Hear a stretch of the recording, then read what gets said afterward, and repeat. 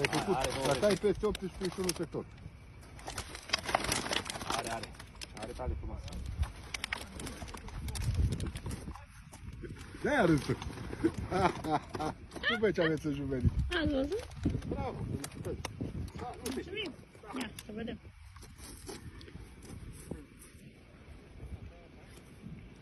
Poate mai bucuros. Cât a făcut ieri? Tot unul? Ieri tot unul ai avut? De bun, te ia la balotajul ăla de pun. Nu e. Are 20 de kg ca popa.